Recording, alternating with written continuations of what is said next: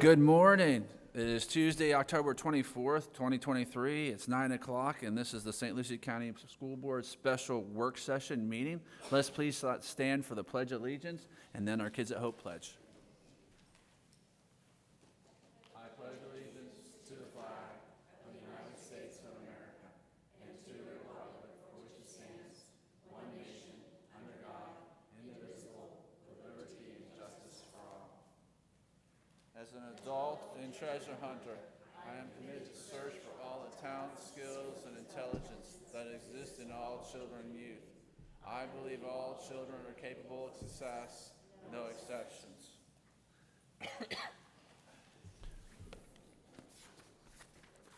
All righty, Mr. Superintendent, let's go ahead and take the action item for today. Mr. Chairman, I approve the board recommend item 2.01, the Fort Pierce Westwood field trip to Indianapolis. All right, board members, we have a motion. So moved. Motion by Dr. Mills, second by Mr. Kelly. Discussion?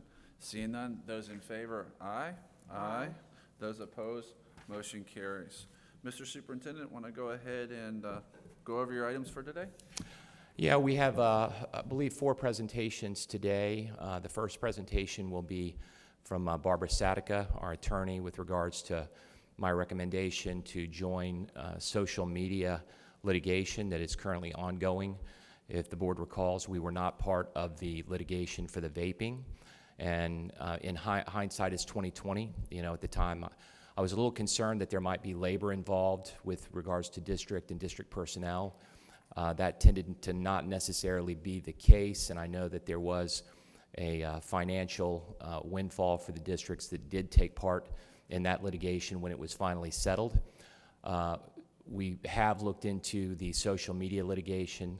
I will tell you, in our schools, this is a real challenge with regards to the addictive nature of the social media and some of the challenges that presents itself, which will be part of this presentation.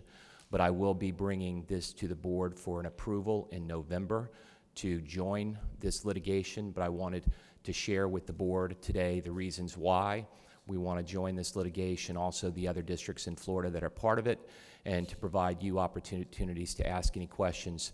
In addition to, if you leave today and have additional questions, you know, the next board the next board meeting I think is November 14th. But there'll be plenty of time to ask any follow-up questions between now and the board meeting, okay? So Barbara, you're up.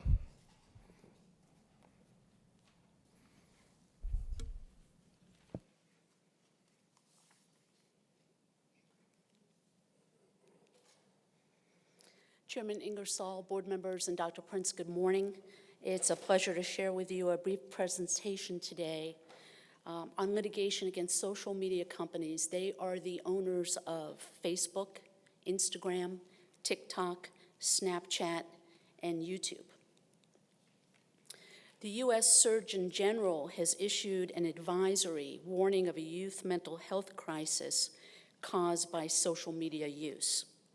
It's suggested that a safety-first approach be applied in the context of social media products. Everything about these products, from inadequate age verification measures, insufficient parental controls, endless scrolling, constant notifications, and targeted algorithms, have been designed to addict teen and adolescent users. For decades, there's been that Surgeon General's warning on packs of cigarettes. But this morning, for the first time, a new warning about something else, social media and what it means for kids' mental health. Why now for this advisory? We're issuing this advisory to sound the alarm. Surgeon General Vivek Murthy says there's not enough evidence to show social media platforms are safe enough for kids and teens. We see rates of depression and anxiety and suicide and loneliness going up among young people. And I'm concerned that social media is an important driver of that youth mental health crisis. This is the defining public health issue of our time, youth mental health. Research shows 95% of teens are on social media. More than a third say they're on constantly. And teens spend an average of 3.5 hours each day on these kinds of apps, something research shows can double the risk of experiencing symptoms of depression and anxiety. The other day, my daughter came up to my wife and I and asked us if she could post a picture on social media. How old is My she? daughter is 5 years old. She's actually in preschool, but she's been hearing about this from her friends. All of the big platforms require users to be at least 13 years old to create accounts, but nearly 40% of kids ages 8 to 12 say they've used social media too. Tech expert Max Stossel sees it in the conversations he's had in the past 6 years with more than 100,000 students, parents, and teachers.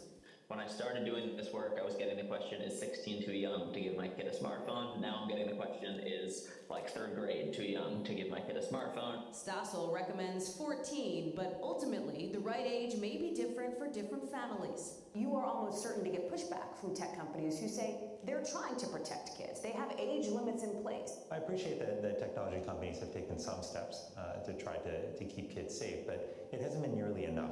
The surgeon Symptoms of social media addiction mirror other substance use disorders, and they may include mood modification, getting a high from consuming social media, behavioral, cognitive, and emotional preoccupation, ever-increasing tolerance, withdrawal symptoms, interpersonal conflict, and relapse after a period of abstinence. The mental health effects of social media use over extended periods of time can contribute to declines in academic performance, sleep disruption, anxiety, depression, loneliness, suicidal ideation and suicide, eating disorders, and low self-esteem. School districts find ourselves on the front line of this crisis. Currently, 25 school districts in Florida have joined this litigation since October of this year. I understand that Indian River County School Board will be voting to join shortly. The impacts on school districts as a result of social media use includes expending resources to hire additional mental health professionals, such as school counselors, school social workers, and school psychologists, training teachers, parents, and staff on the damaging effects of social media, developing curriculum to teach students about the negative effects of social media on mental health, addressing property damage in schools. I'm sure you've all heard of TikTok challenges, hiring personnel to address discipline as a result of cyberbullying and harassment, and finally, investigating and responding to threats on social media. The litigation is currently pending in both state and federal court in the state of California, as many social media companies are located there. The defendants are the parent companies of Facebook, Instagram, TikTok, Snapchat, and YouTube. This litigation has been filed for a number of reasons. First, to recoup damages for targeting children for profit. Second is the issue of accountability, including changes to how social media companies operate and regulating content as age appropriate. And finally, to cover the costs incurred by school districts to fund prevention, education, and treatment. The specifics of the representation are that first, we would benefit from the same team of law firms that were successful in the Juul litigation. That litigation resulted in a $1.7 billion settlement. Second, there would be no upfront costs or expenses to the board. Those are fronted by the law firms. The attorney's fees are based on a contingency fee basis, so it would be a percentage of any recovery. If there was no recovery, we don't pay any attorney's fees. And finally, and very importantly, as Dr. Prince said, there would be a minimal investment of our administrators' time. Once a lawsuit is filed, within 2 to 3 months, the plaintiff school boards have to fill out a fact sheet, which is a list of less than 100 questions, mostly demographic information, and it's estimated it would take about 5 to 10 hours of administrator time to complete that with the assistance of counsel. Any questions from the board? Just had a couple of comments, and then we'll take some questions. And none of this is new to board members. We all know what social media is. My 14, now 15-year-old daughter is on social media all the time at home. We've seen real challenges with this. It really started a few years ago with the TikTok challenge that had the basically damaging bathrooms, you know, tearing apart bathrooms. This was going around. It occurred in multiple high schools of ours and multiple K-8s. It caused quite a bit of damage in some of our schools. But also these TikTok challenges can be dangerous to students. Some of the activities the children are doing are dangerous. Although some of the social media sites have age restrictions, they're not really enforced. So you've got kids anywhere between 5 and 12 on these social media sites. The state has litigated some controls for cell phones during instructional time.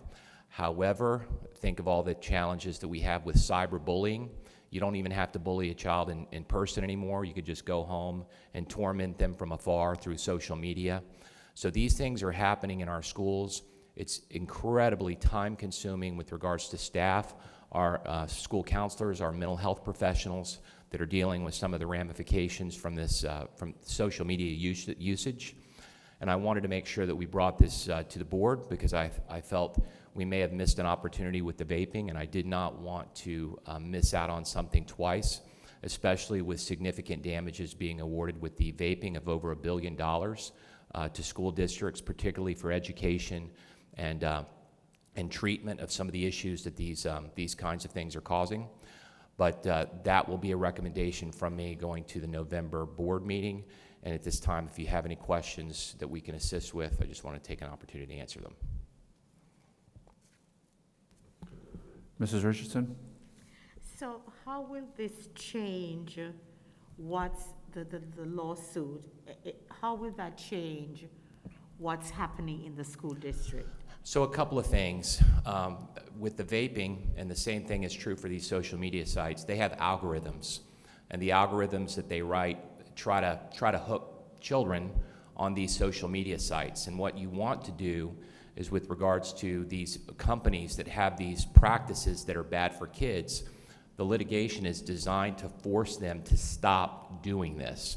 So hopefully if we can get them to stop doing this and getting children addicted to these kind of social media sites, that will reduce the number of challenges we're having in our schools. However, if we do have a finding or a settlement, the financial windfall would go to school districts, and it would be earmarked for things like education, for mental health counselors, or also some expenditures to deal with some of the damages caused by these addictive properties that are on their cell phones and on their computers. So that's kind of how the money would be used. But to the fundamental point of your question, Mrs. Richardson, it's to get them to change their practices. Like the vaping, they were literally marketing it as bubblegum flavored, you know, those kinds of things that they've been required by law now to stop doing, to really stop marketing this to kids.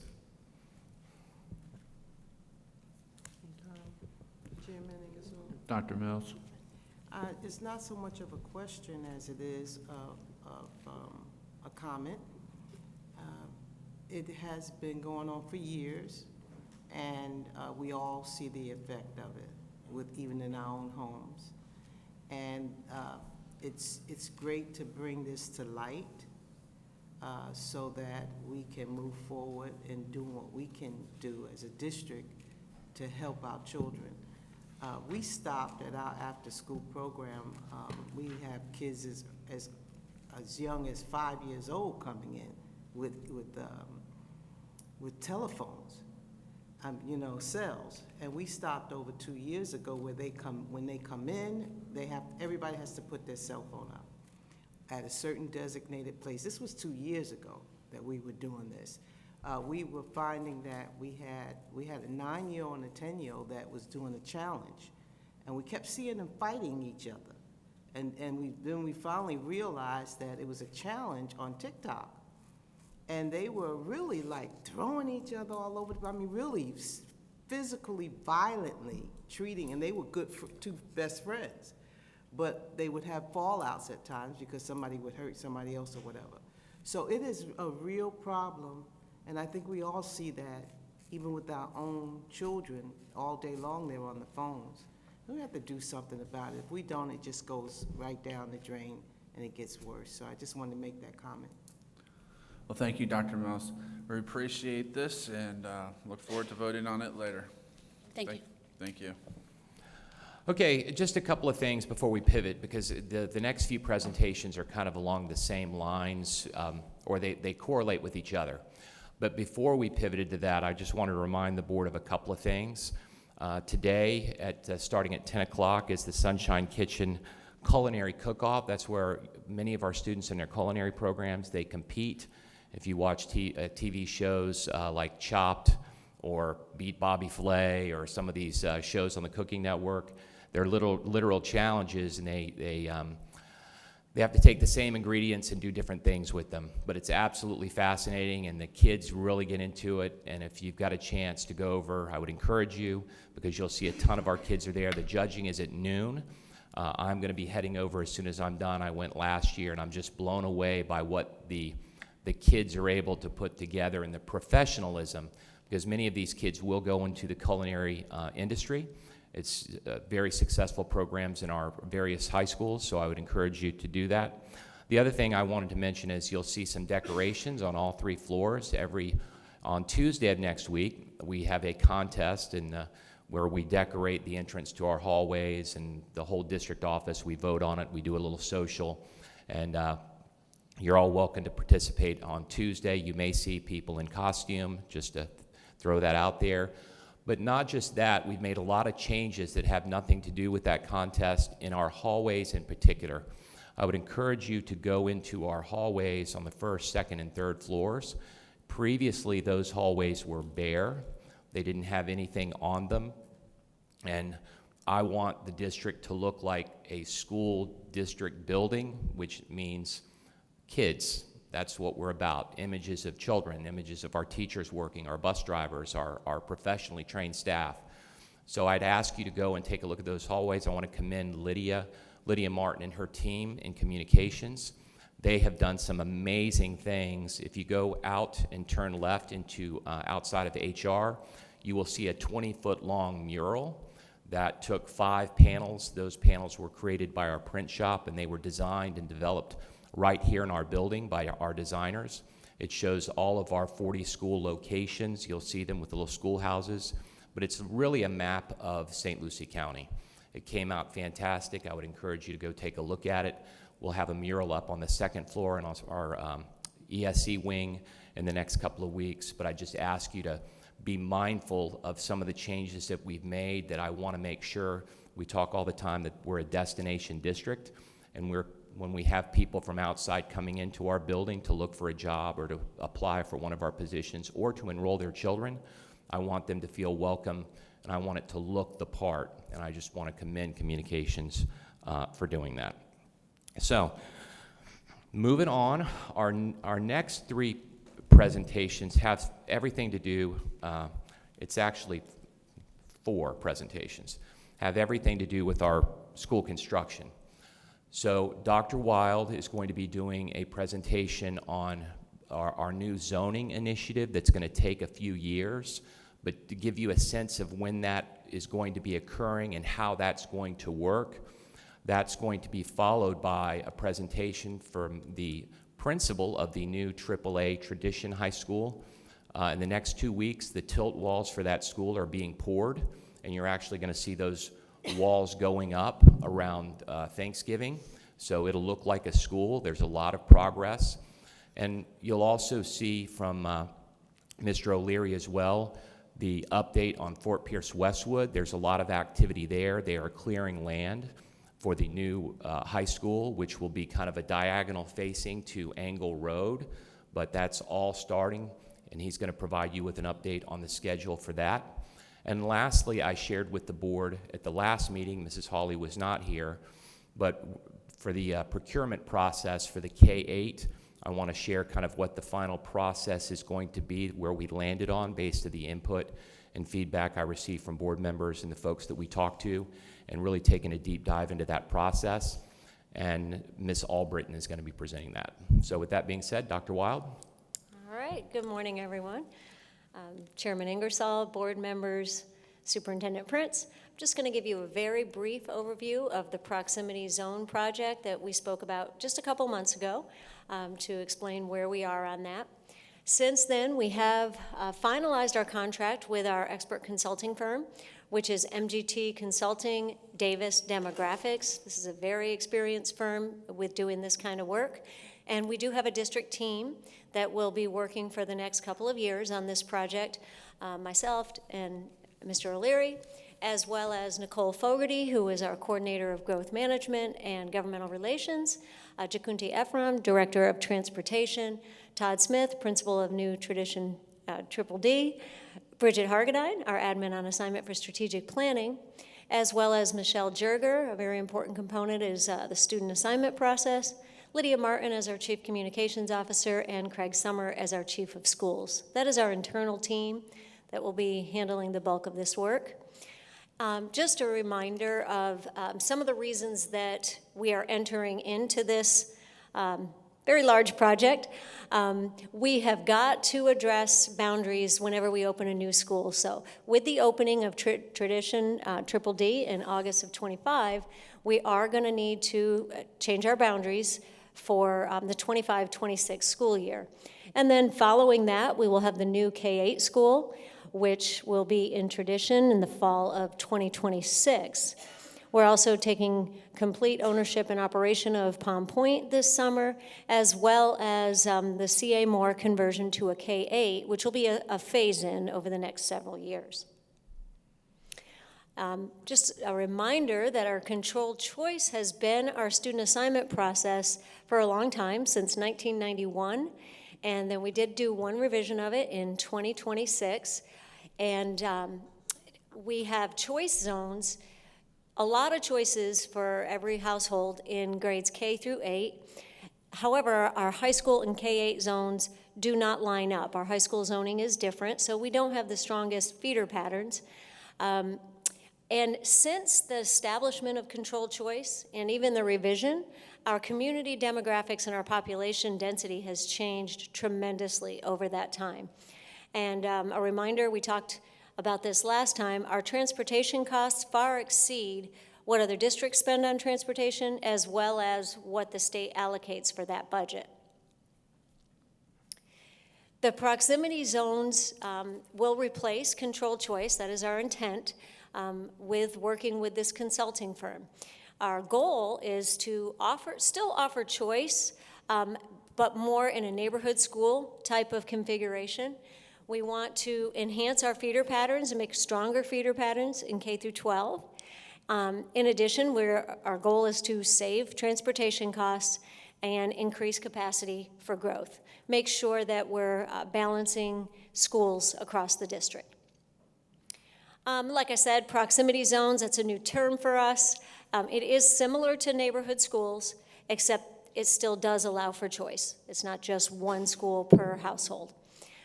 So it does provide options, but those options are as close to the person's home as we can possibly get. And that's the type of work that the consultant does. And just a reminder on the C.A. Moore conversion, that is a slow phase-in. Beginning next year, we will add 6th grade, and then a small 6th grade to get it started, and then each year we will move up until it is a full K-8. Our next steps. We have, at this point, provided a lot of information to the consultant. They are working with our school district information, each school, our school demographics, student demographics, as well as the county GIS information. They will work with county officials on that. We are scheduling a visit for the consultant to come and spend a week in our community. They actually physically drive around and assess the community. They talk to developers and builders. It's the hands-on part of their analysis. They'll also meet with our team and learn more in depth about our controlled choice zones and our process. And we will have ongoing meetings throughout the entire course of this work. They will spend a considerable amount of time at the front end of this project right now on the data analysis. It's really a critical part of their work, and it does take several months for them to get through. We will then work with them on gathering input from stakeholders, community leaders, community members, using various formats of surveys, meetings, board meetings, and so forth. The district team and the consulting team will meet on a bi-weekly basis throughout most of this schedule, and we will be bringing recommendations to the board no later than November of 2024 for the 25-26 school year, along with updates as we go along. We do have an initial Gantt chart with a timeline over the next 2 years. It does say all timelines are subject to change. As we do this work, we may find we need to spend a little bit longer in one area or another, so this is a flexible chart. And the data analysis piece will be ongoing. The board updates will be regular. In the spring, we'll start gathering stakeholder input. And then the following year, we'll be analyzing the stakeholder input and bringing an update or a recommendation to the board in November, along with the consultant. Also, we will be continuing those meetings because then we will go into full implementation of the plan. So we will be communicating all the changes to the community, to our parents, to community leaders, to real estate agents, everyone that needs to know, all stakeholders. We will be implementing our new student assignment process, revamping all of the routing, bus routing, making all those changes, and we will start a Welcome to Your School campaign for students who will be changing schools. And along that route, we have to be prepared for any time you change boundaries, you're going to cause some concern for some families. When children have to move schools, if they didn't select that school for a change, we are going to get calls. Somebody will come speak to the board meeting about the detriments of changing schools. So we want to minimize that as much as possible. So we will be working with our consultant to impact as few families as possible to still reach our goals. So there'll be a lot of decisions made with that goal in mind. In addition to that, we will work to have consistent communication, making sure that everyone answering the phones at the district office, in student assignment, or at school sites have the same consistent information. That key is communication needs to be really strong to make sure we're giving families adequate notification and the right information at every turn.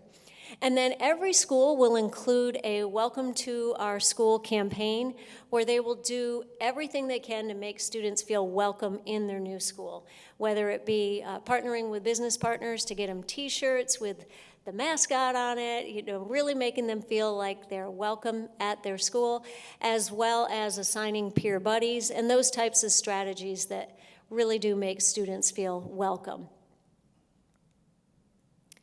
And that includes the new high school. New schools do that. That's really what they work hard on. We're going to ask every school to be doing that. In addition, we will make sure that people are aware of their additional choice options outside of their zone. As you all know already, we have controlled open enrollment at certain schools where there is space. We also have some attractor programs in secondary that students can select. In high school, they can also do a curriculum transfer request. As a reminder, that is when a school has a multi-year program and their zone school doesn't have that program. In those cases, you can apply for a curriculum transfer. And then we also have increased magnet school access. We have 6 magnet schools, and with the changes that we made recently, students will be able to apply for a magnet school the year before they're eligible. So if a student is going into middle grades and wants more choices, they will have the choice to apply to Lincoln Park, Cast, Sam Gaines. So we'll make sure that's all part of the communication plan. And that is the update for now, and we will be back regularly to update you on the progress. Are there any questions? Dr. Wild, before we take any questions, I just wanted to add also some of the background, and Dr. Wild talked about this with me before she did the presentation, so I forgot to mention this. So we've also talked to other districts that have gone through a rezoning process. We've spent many hours meeting with them to try to not or avoid maybe some tactical mistakes that they made, because they always talk about we should have done this, or we should have did this first, or we should have had this conversation, or these are some of the unanticipated things we didn't expect. So most recently, I won't mention the district, but I was so impressed by one particular district's plan and implementation. I literally, probably one of the only times I've ever offered a job to somebody on the spot, because I tried to hire him to come and lead this work here because I was so blown away by what they did. And especially with the community input that they got, and really working well with all of the stakeholders to make sure it was as at least disruptive as possible. And they were moving a lot of students, a lot more than I think will be moving. But the bottom line is, whenever you go through this process, first of all, there's no way around it. There's no way around it. We have to, for two reasons. One is we're opening new schools at a very rapid pace, with the high school and the K-8 opening. And also, if you notice, all of the construction happening on Glades Cutoff with the Wilder community and all of those communities going up out there, that is also going to potentially impact Westwood as well. So we're going to have to go through this process. So as we go through it, there are also some self-inflicted wounds that we've made over time that have really created some cost-prohibitive challenges for transportation. And Dr. Wild shared, we make about $11 million from the state on transportation, but we expend $25. As this district grows in size, and it is growing, by 1,500 to 1,700 students a year, those challenges will be magnified if we don't address this, to where we simply won't be able to afford the transportation costs. So I just wanted to make sure that the board understood that this is a process. It's going to take a few years. We will take it step by step, keep you informed, but there's no way around it. We just have to address it, and we'll take any questions. Board members?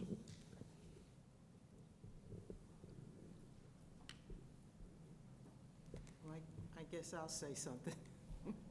I think the most important part of this whole process is going to be that as we change over into proximity and we deal with, it's kind of like going back into your neighborhood schools. And what we want to make sure as a board is that these schools achieve like other schools around the county. Our students at these schools will need more equity, will need more of whatever it takes for us to ensure that they are successful. Because this is the main concern, I believe, with the community and parents within the community, is that their schools get what their student needs to excel and achieve. And I think we've got to make sure that's a forefront, that we're putting more into those schools as necessary for those particular population of students. Well, to your point, Dr. Mills, we're not going to create a tier of haves and have-nots in this district. I will commit to you, and I'll make that promise to you now, that will not happen. I'm dedicated to making sure our schools have diversity, they have equity, and they're all treated fairly. And also, as you can see, we're putting our money where our mouth is, and I'll use CA Moore as an example, is converting that to a K-8, building a gym, updating the facility. I want that to be the next Sam Gaines, what we've done there, and turning that school from an F school to a potential A-rated school. Those are the kind of things that I envision seeing in those communities that might be disenfranchised or might feel like that we are going to turn this into us and them. That is not what we're about in St. Lucie County Public Schools. We're about opportunities for all, and I will commit to you that this process will not take away from that. We will still have that commitment moving forward, and I'll make that promise today. And you brought up a good point in regards to like Samuel Gaines, because that's a prime example of what can be and what was. And so with those high expectations and having the right leadership within those schools to make sure that the schools can come up like a Samuel Gaines is important. So thank you for your comments. I appreciate that. Well, we're making those commitments. I understand some of the challenges we have, and I'm committed to, I want CA Moore to be a real destination school in that community. We're doing a lot of work behind the scenes on FK Suite to try to make sure we reinvigorate that school, and we are continuing to work. I'd mentioned the Bezos and the preschool, and we're continuing to work on those things. But to your point, I'm committed to providing those opportunities for our students, all of our students. And leadership will be important, the principal of those particular schools, because one principal might do very well in one school, but horrible in another.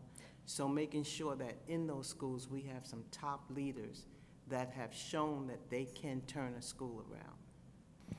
I agree. Some of the challenges we have is, there's just not a lot of them. If you can find that unicorn that can go in and really reinvigorate a school, you always have to look at succession planning and where's your next unicorn or where's your next person that you can develop, because it is a challenge. We have so many schools with unique challenges, and to your point, sometimes leadership at one school doesn't work, but when they go someplace else, it's fantastic. I will tell you, when we had Keith Davis at Sam Gaines, that school has completely been transformed. He's just done a marvelous job. Dr. Jackson at CA Moore has done an amazing job with that school, just building a strong culture. And I use an example because I always talk to our principals about climate. We have at the time of the year right now, teachers are doing their climate surveys, okay? And, I always use CA Moore as an example of a principal that holds everybody in that building accountable, from the teachers to the food service workers to the maintenance people. That's accountability. And they also have one of the highest climate surveys in the district. So it's possible to hold people accountable and push, but also to create an environment that's welcoming, that's children-centered, and also making sure that everybody's rowing in the same direction. So we're trying to make sure those people are in every one of our schools. Dr. Well, I think this is great. My concern always has been in the green zone. Obviously, from Lakewood Park, students having the opportunity now with 8 choices or 7 choices. I think if we don't limit it soon, this is going to be a 6-year plan rather than a 3-year plan. I know it takes a lot of fortitude on the board, and board members, this is a tough position to be in, because they all call you and say, hey, I need my kid to go to this school, and they've been going to there, and you have to stick to the policy, which comes out to. But like I said before, kids going from Weatherby area all the way to Lakewood Park and using our buses as a babysitting service is unacceptable to the taxpayer.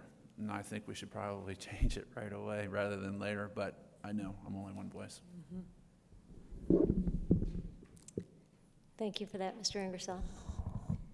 I have maybe a comment as well.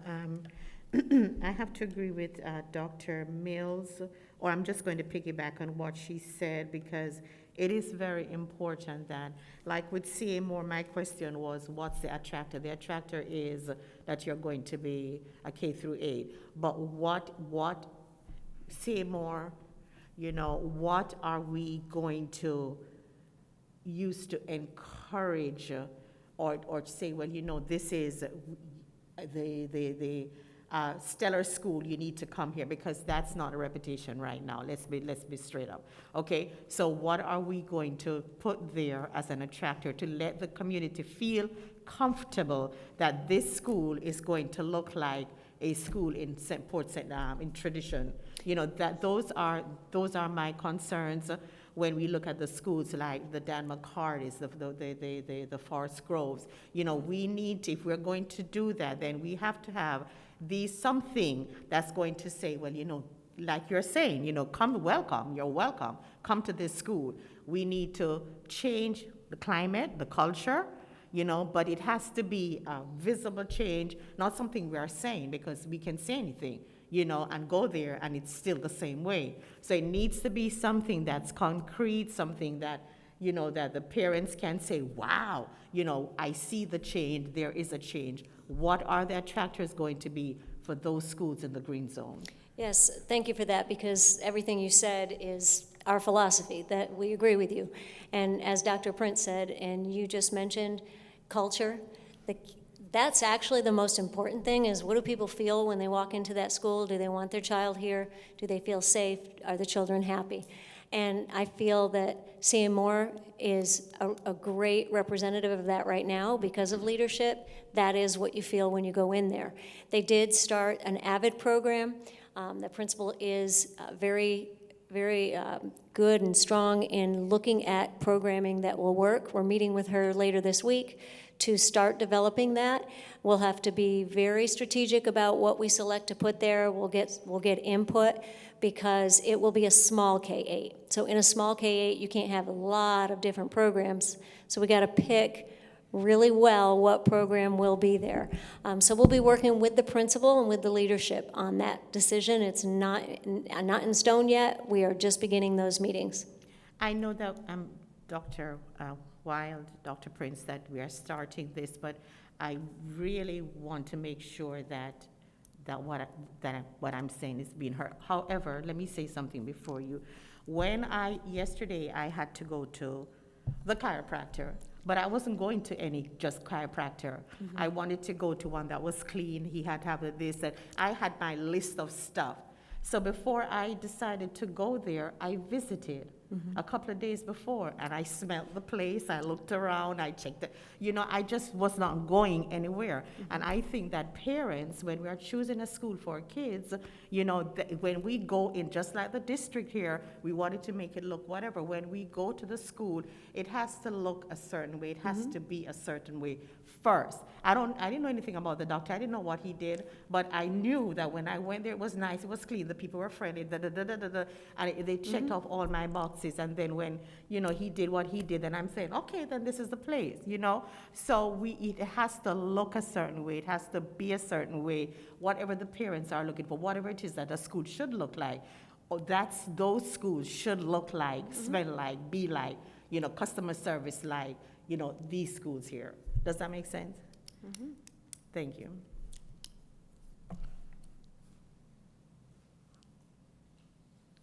Okay. Thank you so much. All right, we're part of the program. Mr. Smith, principal of the yet-to-be-named Triple D Tradition High School. Thanks for Do you have a name yet? Just kidding, Todd. We'll get that in the We're not PowerPoint. there yet. Chairman Ingersoll, school board members, Superintendent Prince, good morning. It's an honor to be here and standing in front of you. Last time we stood together, we had shovels and hard hats. Today, we're going to look at what we're moving forward. And as we look at our Tradition Triple D, this is our field of dreams, and everything we're hearing today is going to be brought forth and implemented fully at Tradition DDD. There's a current job site photograph that was taken October 10th. Mr. O'Leary go into more detail about that. But the most important thing as we think about this is, we talk about a name. A name will not define a school. What will define the school is the individuals that we put within the four walls of that school. It won't be based on colors. It's going to be based on the people that we hire and the people that work for us. So what we're looking at is, all that matters right now is that we're starting today, and here's your update. So we go to student enrollment for 25, 26, when we open in August. We're going to open with 9th graders, 10th graders, and extend opportunity for our 11th graders. Now, some of our 11th graders may opt out based on the specialized program that they're involved in. If you have a junior that's taken an ACE diploma track, Tradition D may not offer that last class that they need because it's an upper-level ACE class the first year we're open. So those students may remain in that course. They may remain in the school if that has the engineering so they can complete their program, so continue with the CTA track. Oops, let me go back one. With our development of our curriculum, the why. It's also a great question. How do we look at the curricular programs that we're looking at? Well, we always focus on college and career readiness. We know how to plan for academics, but we also had to reach out to the Economic Development Council to see what They anticipate job openings in our area. You know, what was the service industry, what they need. So you look up that, we have the hospital tourism coming in, but some of the programs we're looking at were Hilton, Cleveland Clinic, and also Amazon for global logistics. So people that participate in that, Economic Development Council, St. Lucie Public Schools CTE department, and also we looked at student interest. Successful programs have been implemented throughout our county. Todd, real quick, can I just pause you there? Can you go back to that slide? I'm sorry. I just wanted to remind the board that whenever we took that bus tour, you know, we drove out to the Tradition area. We were driving all around. You know, we invited the Economic Development Council for a reason. They've been very involved in not just this school and the programs at this school. They've been very integral, working with our CTE director, Alicia Seitz, on the programs in our schools that the local economy needs to develop our future workers. So they have been our partners. They are huge supporters of the district and the work that we've done. They've seen the changes that have made over the last 8 years with regards to workforce development. So they have been a very important process, or very important part of the process, because they know what industries are currently in the Tradition Corridor, but not just that, they know with the companies they're working with to bring into that area, into that corridor as well. So I just wanted to let you know that they've been really involved in this process as well. Thanks, Todd. Sorry. Thank you, Dr. Prince. On our next slide, we look at our curriculum. Again, we're talking about college readiness initially. We're looking at inclusion of the ACE, Cambridge ACE program, College Board Advanced Placement, dual enrollment, of course, honors and regular level. So make sure we have access for everybody. We're going to continue our specialized programs for exceptional student education, English language learners, and then we go into our CTE programs. The first program we're going to offer is global logistics, and also look at dental assistant. Ms. Seitz and I have had the opportunity to visit local universities in the area to talk about their programs so we can do backward mapping to look at where kids are, what skills they're going to need to be successful, and what programs, if we offer at our school, is going to put them ahead of the curve. Exercise science. When you think about that, think about personal trainer, but we want to expand upon that program because what do we need in this area? We need physical therapist assistants, we need occupational therapist assistants, so that's a continuation of the program there. Hospitality and tourism, we can tie into all of our CTE programs throughout the county, looking at engineering, looking at marketing, to have the opportunity for individuals to work in the different aspects of that. You'll see that today if you had the opportunity to go to the culinary cook-off later this afternoon. Health science, think of LPN, EKG, but also what we're missing here in this area is we're missing speech-language pathologists. Why can't we target those individuals? So if you look at our goal here is to build self-sufficiency. What are we always advertising for? Occupational therapists, physical therapists, SLPs to provide services for our students. Biomedical science, think about the future researchers of the United States of America, coupled with dentists, doctors, veterinarians. Next steps. We can't have a great program without performing arts or fine arts. We're going to continue the growth that our high schools have demonstrated in the communities, but also targeting our world languages. Okay, there we go. Oh, sorry about that. I'm like Mr. Gent, Dr. Prince. Okay, and one more. I should have brought my own clicker from Treasure Coast. Okay. There we go, I got it. Yeah, thank you. So the next steps, this is very important. So we look at this, January through March 24, that's where we're going to establish the hiring guidelines. We're looking at a school probably over 150 to almost 200 individuals. We can't just take individuals from one specific school.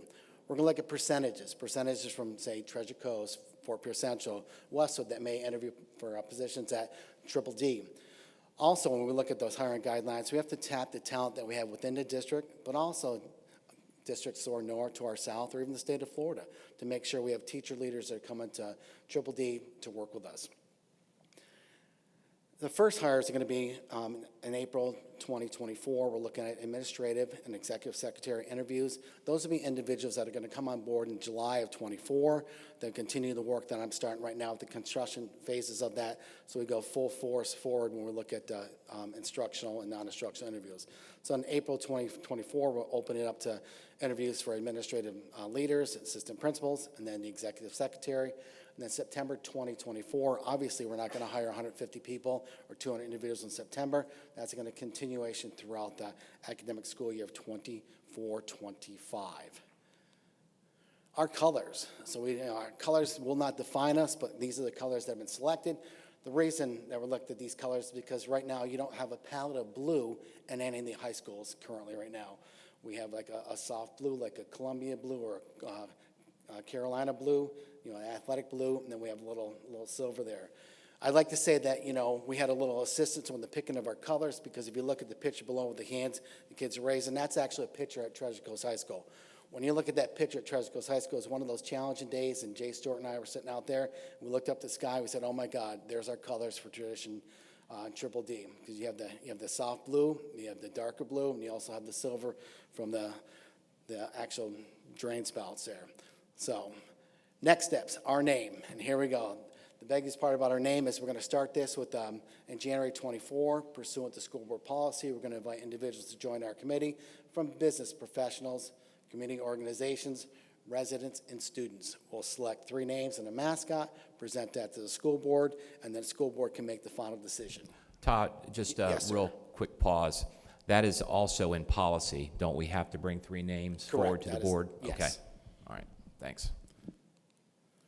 Our next steps, so we're looking at this, the big part we're doing right now is furniture selection, but as you'll hear, Mr. Leary may allude to this also. Some of the purchases we looked at for the specialized programs for the CTE, that identification of the furniture has been selected, and we'll let go out to bid to see if our individuals can meet the prices we want. Instructional materials is a big one. We want to make sure that we put the orders in quickly, so we have those materials available for the students on day 1. Extracurricular materials, think of athletics, think of band, think of fine arts and performing arts. And then, first and foremost, we also have to have school policies. Our brand, our launch, so we're looking at in March 24. We're going to come forward. We'll already have that name. We'll have that mascot, hopefully. Then we'll sit down with artists and design our mascot and our logo.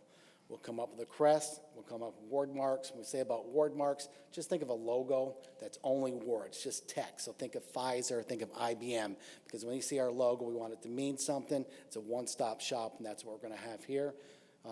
Try and design the alma mater fight song, school spirit, and uniforms like Dr. Weil was talking about that. We'll have that readily available. But most importantly, what we learned from launching our brand, we can work with the other high schools and other K-8s and other elementary schools where there'll be changes where kids are walking in, and we'll have the vendors on board, we'll have the business partners on board, and we'll have a foundation set and a process so that we can assist with those other schools that are impacted by the potential zone changes. There it is. Dr. Prince talks about our destination. Our destination is right here is Triple D, but what we're going to do is we're going to build and expand about all the great programs we have at St. Lucie Public Schools to come out here at the corner of Crosstown and Range Line Road. I always get that mixed up. But we're going to be out there open for business in August 25. We're going to start pouring concrete. Unfortunately, the pours are at 2 o'clock in the morning when we put those pads ready. If anybody wants to come out with me, I'll be out there. I can get you a hat. We can get you some safety goggles, and you'll be all prepared to hang out there with us. That's a quick presentation. We'll have further updates as we move along in the process. I'll open the floor for questions. Questions? Well, when you were deciding your colors, I'm glad a school bus didn't drive by.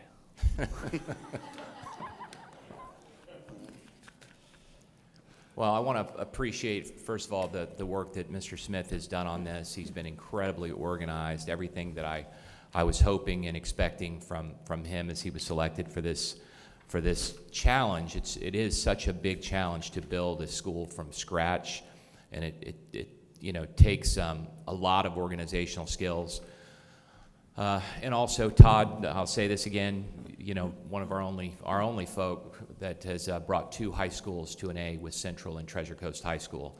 So I'm really excited about the job he's doing. He's got kind of a roadmap that we've used internally before with the process we use for Treasure Coast, but also not just a roadmap is some of the unanticipated challenges when Dr. Wild was going through that. That's been a good sounding board as he's walked through this process and gone through this. So, Mr. Smith, I appreciate it. Did not open it to any questions if anybody has about the process. Any questions? No, I just have a comment. So it goes back to Mrs. Richardson, what she just said, but also I was thinking about Todd, and I saw Dr. Ocampo here, about education. And we're talking about buildings and the education that goes on inside of it. And I just heard this the other day. You can put lipstick on a pig, but it's still a pig. And we can do all these things to our buildings, but it really doesn't matter. It really matters what happens on the inside. And we talk about culture of the school. And the culture of the school starts with the principal. And how do you know that school is successful? Because it's not going to be successful the first year. It's successful the second, the third, and the fourth year. And how do you know that? Is because the teachers are staying. And you can go to the principals that are excelling, and they'll tell you, oh, I have to hire 5 or 6, as opposed to the one that says, oh, I got to hire another 10, I got to hire another 15 and 20. And I remember when Todd was at Central was not doing well. Todd came, Mr. Smith, I'm sorry, Todd, Mr. Smith, and he turned the school around. We had tremendous volleyball programs, we had tremendous football teams, we had tremendous learning. All the schools were leaving, including mine. You know, when you're planning on sending your kid to one school and he says, Dad, I think I want to go to Central. And you're like, Central. And I understand why. It's the culture of learning. It's the students that get excited. It's what you build, and it's what makes St. Lucie County Schools successful. So I feel that Dr. Prince, you have done a great job hiring our principals and building the culture at the front lines. And that's what it's going to take. Because we can build the nicest buildings, we can change a lot of things, but it's the people that build the culture. And I was talking about Dr. Ocampo. You know, my daughter got on the bus at 5 o'clock, 5:30 in the morning, it left at Dan McCarty, and I didn't see her till 9 o'clock in the afternoon because she had to stay at Port St. Lucie the whole entire time because of the programs that they did. You know, they changed the school, they changed the culture, 101 things. And that's the importance of making sure that, number one, we leave our principals there a little bit longer than 2 years. But we build that culture and we're able to be successful at it. And again, thank you, Mr. Smith, for what you've done in not only just Central, but in Treasure Coast. And we say this about being A schools, but when we're in A school, we're changing people's lives. We're giving kids an education in CTE programs. They're graduating from high school. And I think that's the part that we miss because we play these numbers, but these numbers are individual kids, and that matters. I just wanted to make a couple of comments because I agree with most everything you're saying. However, I do think that first of all, the number one thing in a school is the leadership of the principal. That will make a school sink or swim is the effectiveness of the principal, and do they have it or don't they? I do think that it's important for us to make financial investments in some of our most challenging and economically challenged communities.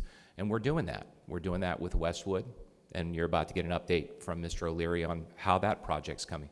The community needs to see that we are going to make an investment in the learning of all children. The same thing we talked about with C.A. Moore and making sure we're putting a financial investment in place there. I think I've got the leader, but we also need to build the facility around them to make sure that it's sustainable and making sure that with the principals that we do select, I think I've got a rock star at C.A. Moore. I think I've got a rock star at Fort Pierce Westwood. I've got people that are visionary leaders that can see the future that I want to realize in the next few years. But to your point, Mr. Ingersoll, I do believe it's important to have the culture. I remember when I was the principal at Colonial High, It had a terrible reputation, and I had to go out and recruit. And what was my selling point? It wasn't the facility, because it was one of the oldest schools in Orange County. It was the fact that there were 32 teachers on my campus that went to school at Colonial, because the culture was so good, they wanted to come back and teach there. And that was what I would go in and say to graduates: just come to the school, meet the people, because what you hear or what you see is not what's happening in the building. And as soon as I got them in the building and they met the staff, that's when I had them. So it was really important for me to get that school visit so they could come and see what it was really like at the school. So I do think it's a combination of both. I think you've got to hire the right person, but I also think you need to make an investment in facilities as well. Thanks. Thank you. Mr. Smith. And Mr. O'Leary, Chief Operating Officer. Good morning, Mr. O'Leary. Good morning, Dr. Prince. How are you?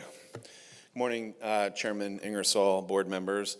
I'm excited to share a brief update about where we are with both of our projects here that are underway, one at traditional Triple D and Fort Pierce Westwood. And as you can hear from everyone speaking, there's a lot on these two projects to make sure we're on time and we're on cost, and we will be. So the key takeaway for today is exactly that. We are on schedule, and we're even ahead of schedule in some of the construction areas. But I'd be remiss to start this presentation without mentioning our team, because it does take a team here with our facilities team, our building code administrator, so our facilities team, our director, Derek McSween, also our project manager, senior project manager, who's running both of these projects, and that's Matthew Weber. Also, our building code administrator, who goes out and inspects every piece of thing going on at all of these schools, and that's Bob Massa, and we're lucky to have Bob with us on that project. In addition to that team, it is a district-wide project, meaning that our CFO, Michelle Thomas, our Director of Purchasing, Kim Albritton, are extremely important to the project. And to get these projects kicked off, working with Nicole Fogarty, making sure that everything we need from our partners are available, and we remove any barriers so we can be successful, stay on schedule and on time, with a completion date of May 2024, so that Principal Smith can come in, his teachers be ready for first day of school. So with that said, just a real quick update on both of those projects. Again, the key takeaway is making sure that we remain on schedule and on target and even ahead. As you can see from this document, the May 1st, 2025, I said 2024, 2025 coming in, that we're ready for that completion and we're ready for students come August 2025. So our current project status is significant progress has been made to all the drainage utility systems that go underneath.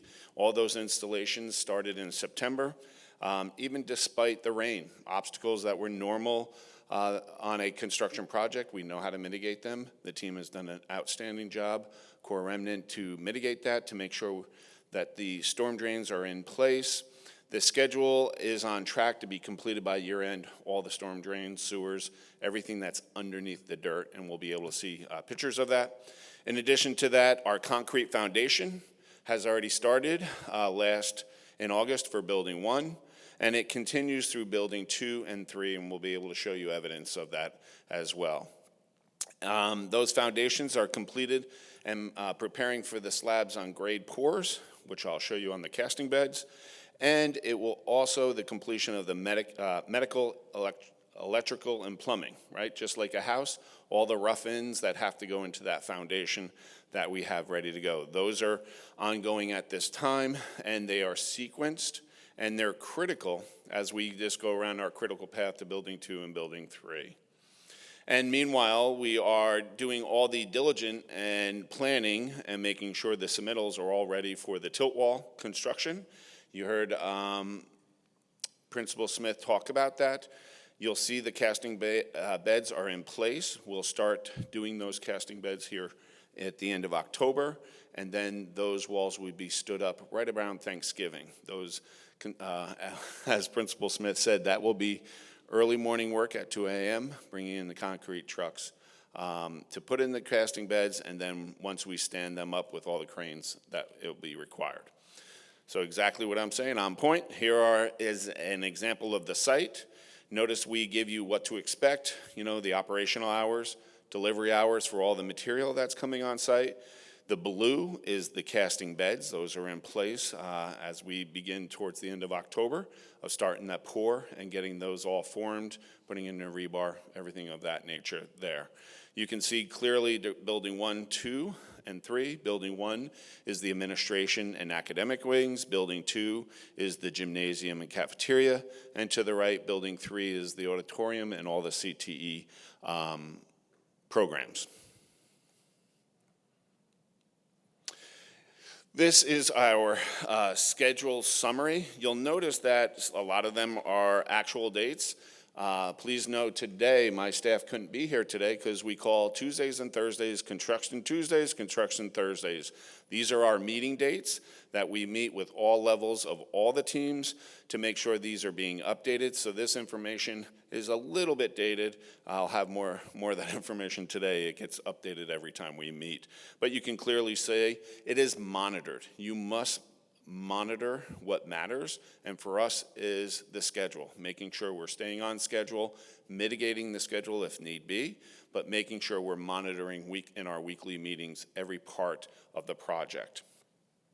In addition to that, another concern was the availability of all of the different types of equipment we would need. We have created our procurement log.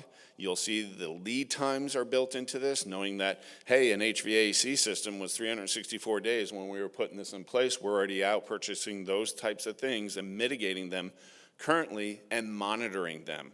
So this will alleviate any something that steps up where we have issues. This is how you monitor that project to make sure we're not falling behind schedule. So to images, because that's what I work best with. I'm a visual learner.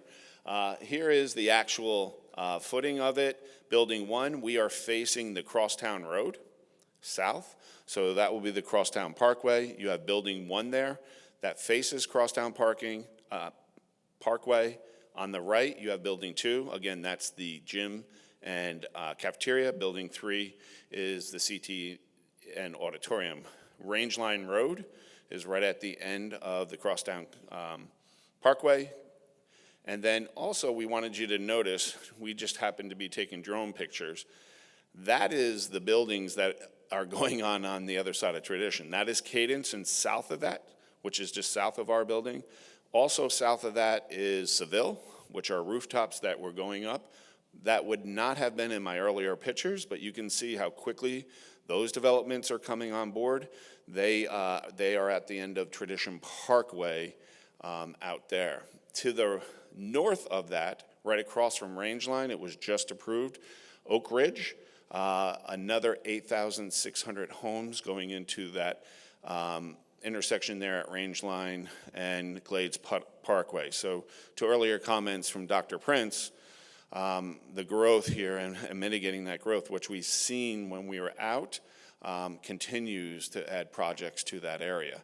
So we're, trying to get out ahead and mitigate those, look at, transportation, busing, and roadways, working lots of work with Nicole, with the city, working with the county on making sure that we have our needs met as we're going through on the projects as they grow. So accountability, everything that arrives on site is taken picture of. Right here, you're looking at all the plumbing pipes coming in, and then you're looking at the foundations on our top right. You can see all the walkways coming in there, but all the supplies that come in, they're marked by date, so we know where they are, and making sure that when the teams come in and need them, they have the availability to them so we can keep the project flowing.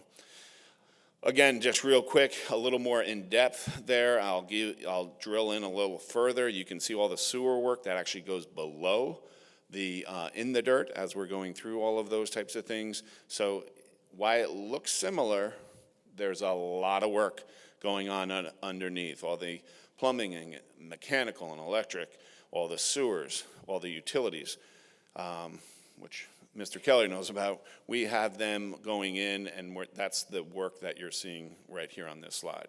Again, more of our accountability of the progress of it. To the top right, that's our bug spray, making sure everything's being sprayed, all the permits that we needed to go through, some earthwork as we're going through, just real quick. Clearly here you can see the storm drainage being put in, all the sewers, large pipes, those are 60, 42, 40, 26, 24-inch pipes that have to be into the ground and then connected. Whoops, sorry. And again, more just earthwork, but my point of all this is everything we're doing is monitored. So we're remaining accountable to make sure that we're ready for that opening of school, making sure that we're checking and rechecking our progress. If issues come about, then how do we mitigate those issues? How can we work around them as a team? And again, that's a Tuesday morning meeting for traditional Triple D, afternoon meeting for Fort Pierce Westwood, Tuesdays, and then Thursdays again, another different group. There's safety groups, there's the actual subs that we have in there to make sure everything is being monitored and checked so we remain on task. Just the final rough-in slab, this is what it's showing. You can see the concrete on the bottom there, trucks dropping in concrete on all those slabs. So the real big thing here coming up, the most important that you'll see when we start going vertical, which will be right before Thanksgiving, but the tilt walls will be formed starting in about a week and a half. I'm checking the schedule here, but yeah, in the beds, and then those will be risen right before Thanksgiving, and then they'll be attached. You'll be able to see them vertical. So we will definitely have video and all the marketing through our communication team as that's happening. Again, Todd has been very involved. He hits every construction meeting with us. He will go on site. He has his own very hard hat that he enjoys very much coming out and wearing, but has been a big part of the team so that we're measuring twice and we're cutting once. Fort Pierce Westwood. I'm excited to bring Fort Pierce Westwood up as we continue to do our work at the same time. So let me catch up. Which is a little bit different build, right? We had to move some of the infrastructure so we didn't interrupt instruction at all. And that is part of our enabling phase. We knew that was out here. So this enabling schedule was, how do we prep the school for the school year for moving the ag farm, moving all of the portables that were used in the GTech community up towards the north of the end of the campus, which we accomplished before school, and I wanted to show you that. So this was back on 8/10 prior, just when school was opening. You can see all the, we had to put in all the sidewalks. We are leveraged all the sewer, all the gray water, all those types of infrastructures that were already there.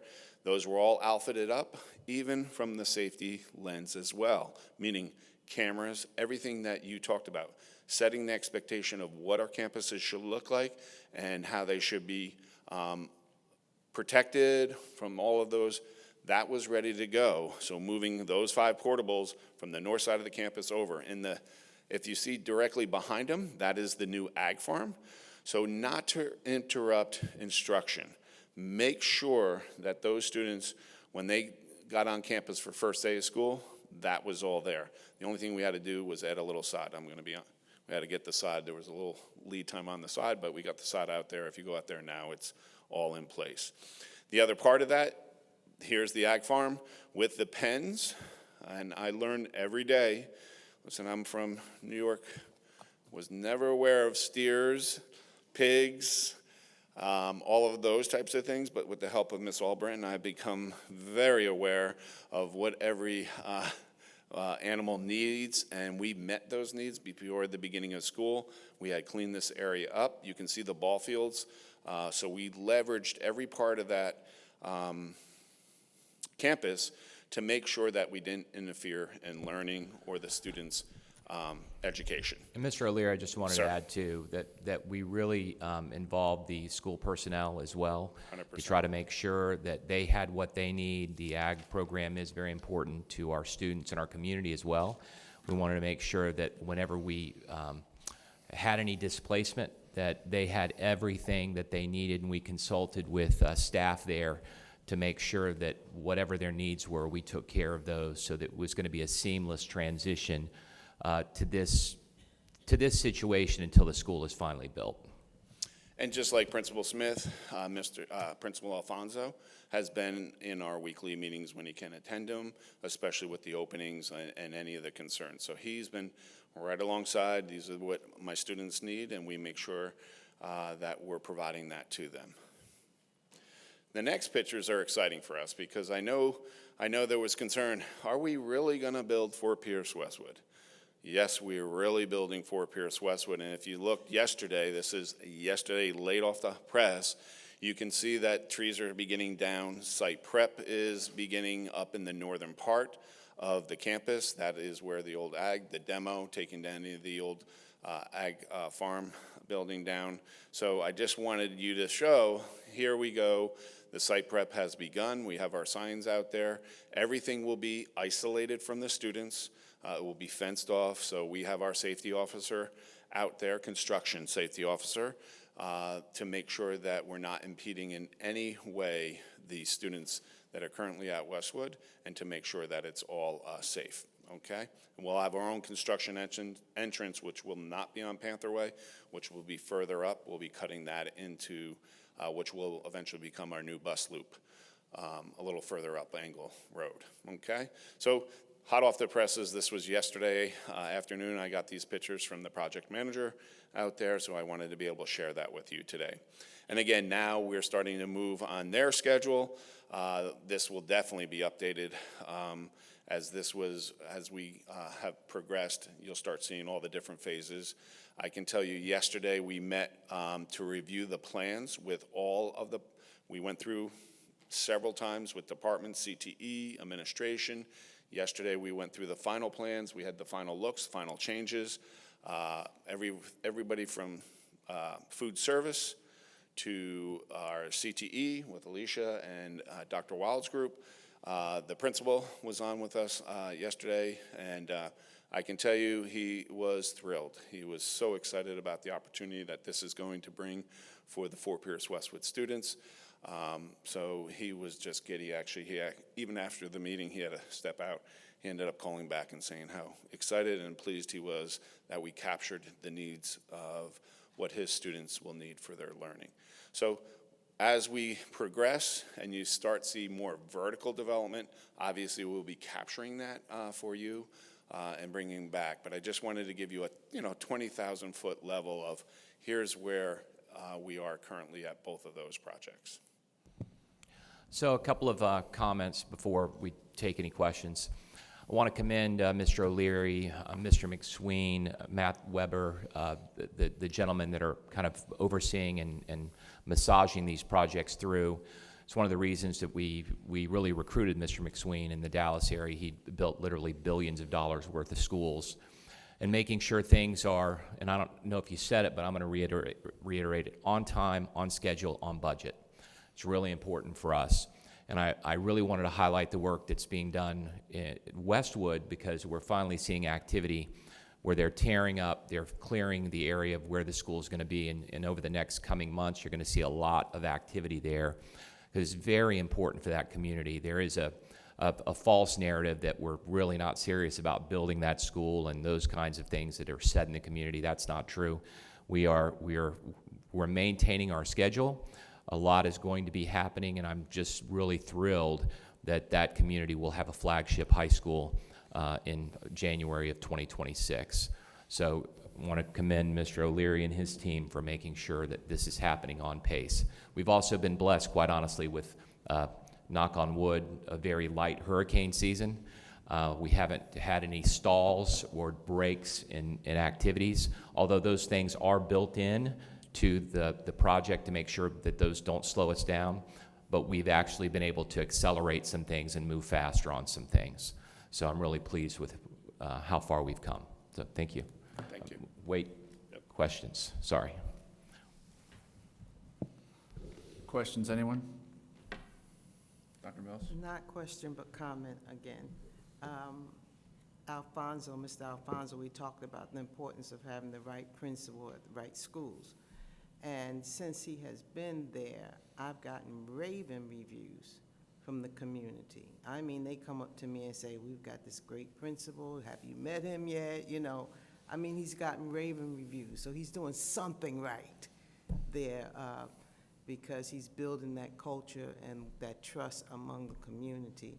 In his school, I was at the football game, Westwood, Fort Pierce Central played, and he was throwing the little footballs. He had footballs, and he's throwing them up in the audience, and, you know, and they're just, you know, and he's sweating, but he's out there, and he's right there, you know, and got the people excited. But mainly, I've had people come up to me or want to make the comment of how well he's doing at the school.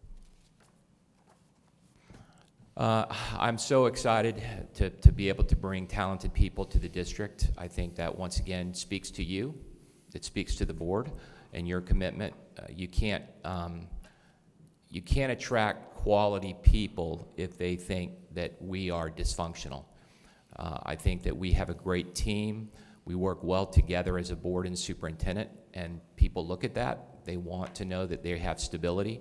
Mr. Alfonso was a great find, but not only that, Dr. Mills, I'd like to throw some sunshine. You know, Dan McCarty, Ms. Stubbs is doing an amazing job. Ms. Bobo at Forest Grove, Dr. Jackson, Makita Brome. I just think that we've got some really outstanding leaders in our schools, and we have nothing but good momentum moving forward. I will tell you a story, and I may have told the board this when we first hired him, but Mr. Alfonso went when he was first hired just to visit the school. And he walked in and he was being shown around the school, and he walked into the cafeteria, and a young lady ran over to him and gave him a big hug. And it was a student he had when he was the principal of Lakes, Palm Beach Lakes High School, and could not believe that he was going to be her principal again. So just that excitement, he builds strong relationships with students, and that's really what it's about, is your relationship with kids. And that's what I try to find, is people that really connect with kids to lead our schools. So thank you for that. You're welcome. All right, thank you. All right, the last presentation, and it is brief. This is really a review. Just wanted to share real quick, kind of up front. We went through this process with the new high school, Triple D, Tradition, and Fort Pierce Westwood, and that's really our procurement process. We are going to go through this process again with the K-8, and once again, I don't want to beat a dead horse, but we talked last month about, you know, what I heard from you, individual board members, what I heard from staff. I even, you know, debriefed with the former superintendent, Mr. Gent, and I really dug into this process and how can we, moving forward, create a process that is fair and really addresses some of the issues that came up the last time that we went through this. First of all, I want to say this is not something we vote on. Our internal procurement process is our internal procurement process. It's not something that the board has a vote. I'd also like to be fair. Each of you have your own opinions and your own thoughts about the process. I can't make everybody happy in this process. It's impossible. But I want you to know when Mrs. Albritton goes through this, kind of where we've landed on this, I want you to know that it was with very careful thought and consideration that I went into this with staff to try to address the things that I had board members not happy about. So not every change we've made is going to make everybody happy. But the bottom line is, it's what I have to live with, because ultimately I'm making the recommendation and it's our process and I have to own it. So this is where we've landed, And I am going to say a prayer in my head right now that I'm hoping most of you are happy. So Kim, lead the way. Thank you. Great introduction. I'll skip that part. Okay, so the criteria we use for the vendors to score for the high schools follow the CCNA statutes, which you see up in the right-hand corner. We went through this previously. Just as a reminder, this is what we used in the high school selection process. Okay. This is what we have come to decide that we want to use moving forward, especially for our K-8. So on this slide, we're showing you how we separated out the small minority and women-owned business utilization criteria and experience with St. Lucie Public Schools in the past. We gave it its own score. You'll see that on the right-hand side. We also added a point category for local participation. Kim, I just wanted to say one thing, is go back before you had the crossouts, okay? So basically what I heard from my feedback was we had volume of work, we had local, we wanted to make sure that our local vendors had opportunities.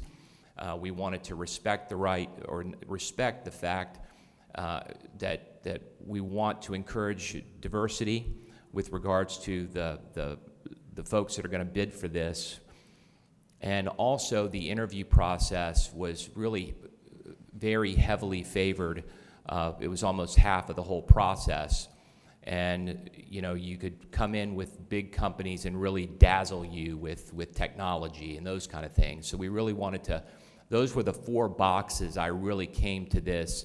And I walked through the process with the last high school. And I also needed to make sure that whatever we were going to put into place might have impacted the outcome. Because if I only addressed one thing, it would have had absolutely no impact. The whole volume of work thing that we just keep talking about would have had no impact on the last job.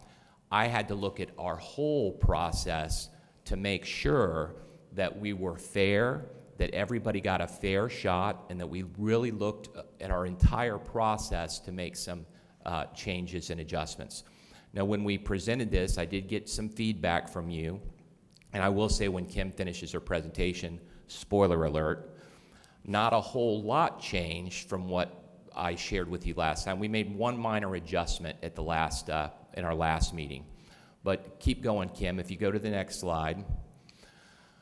So with the project team, all of the things on the far right in the red box, those were in our process, but they were looped in someplace else.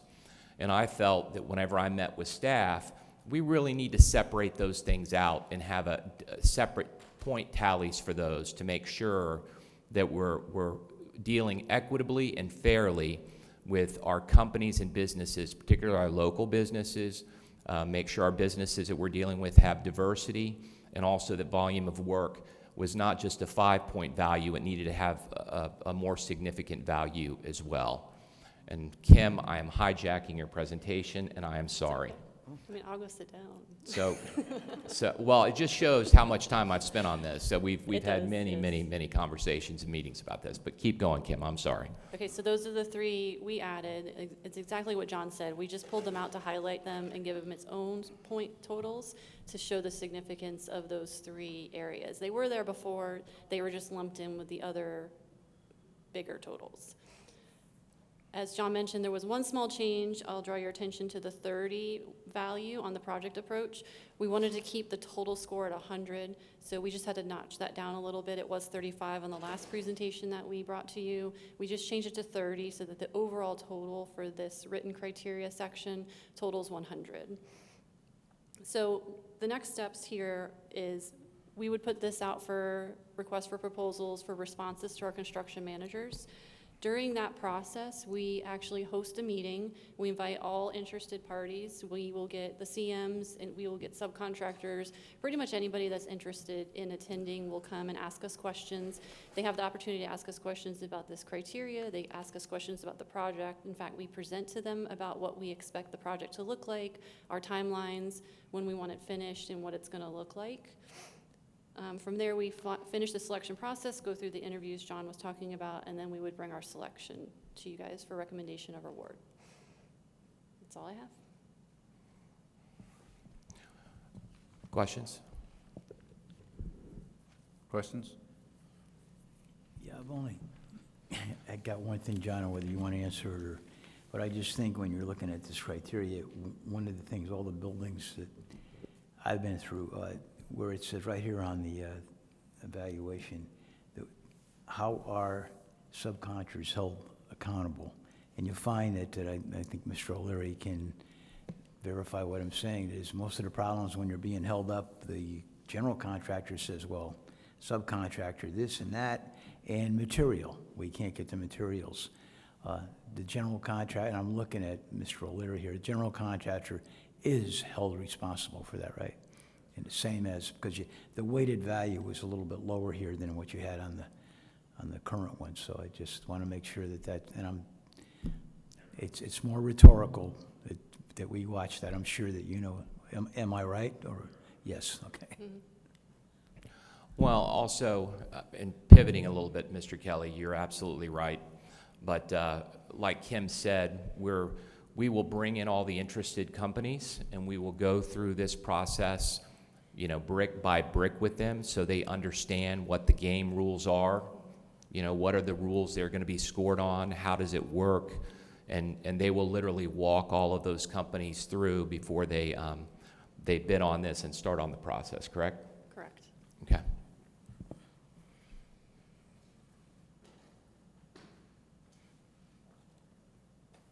Well, thank you, Mrs. Albritton. Thank you, Dr. Prince. Anything else? No, that's all I've got. Whenever we're done, like I said, we're going to be in the heading to the summer kitchen competition. I would invite any board member that would like to attend. If you need directions, one of our staff members, it's up in Fort Pierce, can assist you with that. I know it's up off of Orange Avenue West to Kings Highway. Yes, it's basically the UF areas out there. Anyway, we can provide any directions to any board members that want to come. I also want to welcome, she's not here right now, she left because she's got another job right now, but Jennifer Lincoln, I'm really proud to recommend her to the board. That will be coming to the board as well in November. We are so devastated to see Chris go, because Chris is an icon in our superintendent's suite, and I'll have plenty of opportunities to thank Chris for everything she's done. But thank you, board members, for coming and making Mrs. Lincoln feel welcome. But after she was finished, she was at Fairlawn, she was at Fort Pierce Westwood, and now she's the executive secretary at Mariposa. I did call extensively for recommendations. I will tell you that I reached out to everybody she's worked with, and heard nothing but wonderful things, and I'm looking forward to working with Mrs. Lincoln. And she will start 2 weeks from today, and literally for the next 3 months, she'll be shadowing Chris. Chris is going to show her where all the skeletons are, all the secrets that we've held on for years, and also the most important thing is where to find information, because most of the time it's you or board members asking, can you get this for me? Can you find this out for me? Where does she need to go to get that? And we'll always have Chris as a resource just in case we don't know the answer to the question. So I want to welcome Ms. Lincoln, and we'll formally recognize her at the November board meeting. And that's all I have, Mr. Ingersoll. Chairman Ingersoll? Yes, ma'am, Dr. Mills. I want to say that we're devastated that Chris is leaving, not because she's an icon, but because she has been an incredible administrative assistant. Yes. 13 years that I've been here, I mean, for her to have to deal with 5 different personalities, okay, and be so neutral and so calm about it, and she's just incredible, and that's why I'm devastated. So I just want to put it out there, not because you're old, Chris, not because you've been here a long time. I'm just kidding you. You're a young girl, but because you have been an incredible administrative assistant to me. I have never had any complaint about Chris Harrison, because she has been really able to deal with my personality. And I appreciate you tremendously, and You got some big shoes that somebody has to follow in. Thank you That's for your right. service, Chris. And I am devastated. I want to make that clear. I'm still mad at her, so. Yeah, mad too. Yeah. Anybody else comments? All right, we're going to go ahead and close this meeting. Thank you, Dr. Prince.